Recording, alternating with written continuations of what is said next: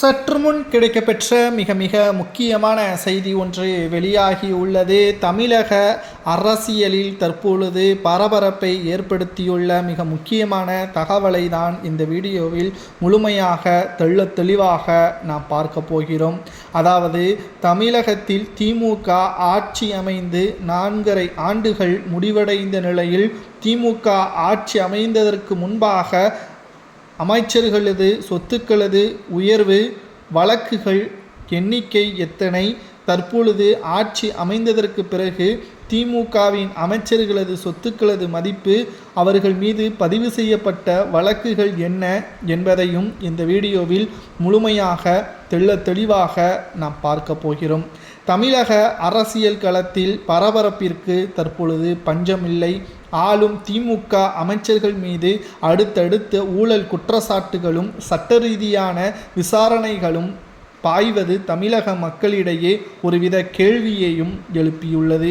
ஒரு பக்கம் ஆளும் கட்சி இதை அரசியல் பழிவாங்கல் என்று கூற, மறுபக்கம் மத்திய அமைப்புகளும் நீதிமன்றங்களும் தங்கள் விசாரணையை தீவிரப்படுத்தியுள்ளதாகவும் தெரிவித்துள்ளனர். திமுக அமைச்சர்கள் மீது எழுப்பப்பட்டுள்ள முக்கியமான குற்றச்சாட்டுகள் என்ன என்பதை நாம் பார்க்கும் பொழுது, கடந்த சில மாதங்களில் அமைச்சர்கள் தங்களது துறை சார்ந்தோ அல்லது அவர்களது பதவியில் இருந்த முந்தைய காலங்களில் நடத்தப்பட்டதாக கூறப்படும் முறைகேடுகள் தொடர்பிலோ விசாரணைக்கு உள்ளாகியுள்ளதாகவும், முக்கியமாக பார்க்க வேண்டிய 2 வழக்குகள் முன்னாள் அமைச்சர் செந்தில் பாலாஜியின் வழக்கை தான் முதலில் நாம் பார்க்க போகிறோம்.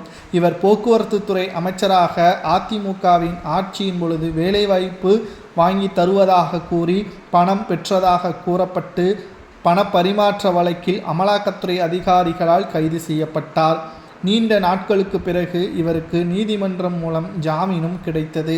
ஆனால் மீண்டும் அமைச்சராக பொறுப்பேற்கக்கூடாது என்று உச்சநீதிமன்றம் கண்டிப்புடன் கூறிய நிலையில் அவர் அமைச்சராக தொடரவில்லை. அதனைத் தொடர்ந்து அமைச்சர் பொன்முடி மீதும் வருமானத்திற்கு அதிகமான சொத்துக்கள் சேர்த்ததாக அவர் மீதும் வழக்குகள் பதிவு செய்யப்பட்டது.